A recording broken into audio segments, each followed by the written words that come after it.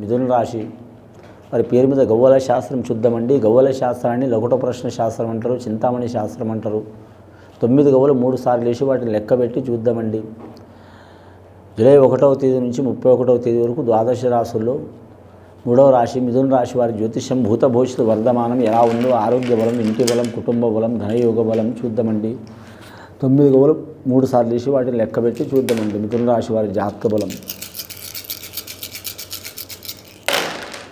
మిథున రాశి వారి జాతకంలో 3 గవ్వలు పడ్డాయండి. రాజయోగం ఉంది వీరి జాతక బలంలా. మీరు దొంగల పోయినా, దొరల పోయినా, తక్కువల పోయినా, ఎక్కువల పోయినా, పంచాయతీల పోయినా, రాజకీయ రంగంలో పోయినా, వ్యాపార రంగంలో పోయినా, వృత్తి రంగంలో పోయినా, ఎక్కడ పోయినా అదృష్టం ఉందండి. అదృష్టం ఉన్న వారికి ఎవరు ఏం చేయలేరండి. దురదృష్టుల్ని ఎవరు కాపాడలేరండి.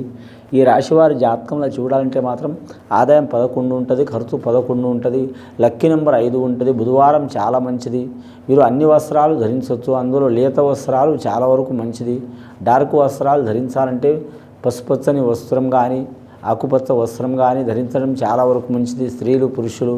కానీ మాత్రం స్త్రీలు శ్వాసని పూజ చేయటం, అలాగే మాత్రం రాజరాజేశ్వరి దేవతను ఆరాధన చేయటం, బిజవాడ కనకదుర్గమ్మని ఆరాధన చేయటం చాలా వరకు మంచిది.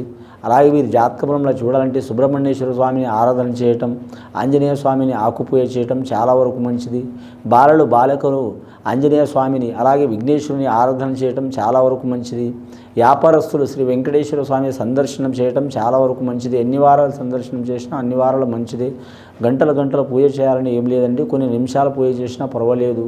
అలాగే ఈ రాశి వారి పేరు మీద చూడాలంటే మాత్రం రుద్రాభిషేకం చేయటం చాలా వరకు మంచిది. కానీ ఈ రాశివారి పేరు మీద విపరీతమైన ఫలాలు ఉన్నాయండి. మంచి యోగ బలం కూడా ఉంది, చెడు యోగ బలం కూడా ఉన్నది. ఈ చెడు యోగ బలం తొలగిపోవాలంటే ఇంతమంది దేవుళ్ళని ఖచ్చితంగా మాత్రం ఒకటేసారి చేయాలని ఏం లేదండి. మీకు వీలైనప్పుడు పూజ చేయటం చాలా వరకు మంచిది. ఒక వ్యక్తిని నమ్మే అవకాశం ఉంది. ఆ నమ్మిన వ్యక్తి వలన మేలయ్యే అవకాశం ఉంది, కానీ కీడయ్యే అవకాశం అయితే లేదు. బయటి వారే సహకారం చేసే అవకాశం ఉంది, అయిన వారైతే సహకారం చేయరండి. ఆఫీసర్లు వారు పెద్దవారు బాసులు కొలీగ్స్లతో కూడా మంచి జరిగే అవకాశం ఉంది. అలాగే అన్నదమ్ములతో విరోధాలు మాత్రం తప్పవు. రక్త సంబంధికులతో విరోధాలు తప్పవు. ఆకస్మిక ప్రయాణాలు అయ్యే అవకాశం ఉంది. అలాగే వీరి జాతకంలో ప్రయాణ విషయంలో జాగ్రత్తగా ఉండాలి, ఆరోగ్య విషయంలో జాగ్రత్తగా ఉండాలి, కరెంటు విషయంలో, నీటి విషయంలో కూడా వీరు జాగ్రత్తగా ఉండాలి. ఇంట్లో మాత్రం లోహ వస్తువులు మాత్రం ఉంచవద్దండి. పాత లోహ వస్తువులు విసర్జించడం మంచిది. ఈ రాశి వారి జాతకంలో జన్మస్థానంలో రాహు ఉన్నాడు, కలిసి వచ్చే అవకాశం ఉంది. దుర్గమాతను పూజ చేయడం కూడా చాలా వరకు మంచిది.